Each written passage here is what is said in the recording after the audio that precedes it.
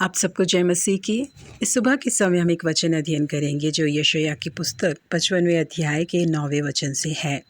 क्योंकि मेरी और तुम्हारी गति में और मेरे और तुम्हारी सोच विचार में आकाश और पृथ्वी का अंतर है। सन 1945 के दौरान क्लिफर्ड बैरो नाम के सहयोगी पासबान की शादी बिली नाम की एक लड़की से हुई। शादी के बाद पहली बार घूमने के लिए उन्होंने सोचा, इसलिए वो एक होटल पहुंचे। परंतु वहां पर पहुंचने के बाद ही उन्हें ये बात पता चली कि अब उसे एक नशा मुक्ति केंद्र में बदल दिया गया है और जो सैलानी वहां पर रहने के लिए आते हैं उन्हें वो किराए पर नहीं दिया जाता। बहुत ही दुख के साथ वो दोनों कुछ मीलों तक आगे चलते गए और वहाँ पर एक फलों की दुकान पे उन्होंने पूछा, क्या रात बिताने के लिए यहाँ पर कोई जगह मौजूद होगी। दुकानदार को उन दोनों पर बहुत तरस आया, इसीलिए दुकान के ऊपर जो छोटा सा कमरा मौजूद था उसे उसने उनको दे दिया।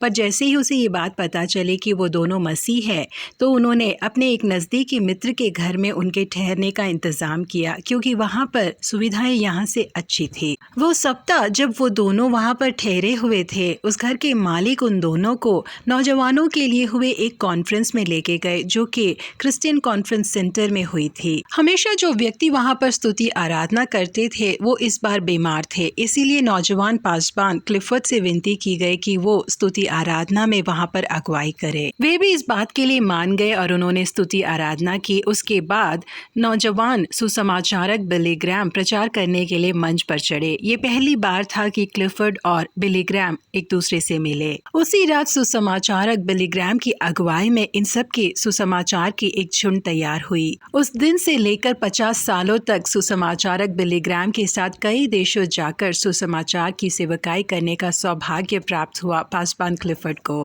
जी हाँ प्रिय परमेश्वर के लोगों, परमेश्वर अपने बच्चों के जीवन में हर एक परिस्थितियों को उनके भलाई के लिए ही लाते हैं। यदि पासबान क्लिफर्ड को उस दिन उनके मनचाहे होटल में कमरा मिल जाता तो शायद वो कभी भी सुसमाचारक बिली ग्रैम से मिल ही नहीं पाते, क्योंकि परमेश्वर के सोच विचार आकाश से भी ऊंचे हैं, इसीलिए उन्होंने अपनी राह पर उन्हें चलाया। जी हाँ प्रिय परमेश्वर के लोगों, परमेश्वर के विचार हमारे जैसे नहीं होते। उनकी सोच और विचार में आकाश और पृथ्वी का अंतर है। भले ही लोगों की नजरों में ये दिख रहा था कि यूसुफ को मिस्र देश में गुलाम के तौर पर बेच दिया गया है, भले ही उसके भाई ये सोचकर खुश हो रहे थे कि हमने यूसुफ को गुलामी में भेज दिया, परंतु परमेश्वर फारून राजा के अगले स्तर पर यूसुफ को खड़ा करना चाहते थे। यही कारण था कि वो उसे मिस्र देश लेकर गए। परमेश्वर ने यूसुफ को एक बहुत बड़े अगुवे के रूप में और उद्धारक के रूप में इस्तेमाल किया। परमेश्वर हमारे जीवन में भी बहुत बड़े कार्यों को करना चाहते हैं, इसलिए छोटी छोटी हार को देखकर मायूस मत होइए, तभी हम बहुत बड़ी जीत को देख पाएंगे। विश्वास कीजिए, विश्वास करने वालों के लिए सब कुछ संभव है। प्रभु आप सबों को आशीषित करे। Have a blessed day.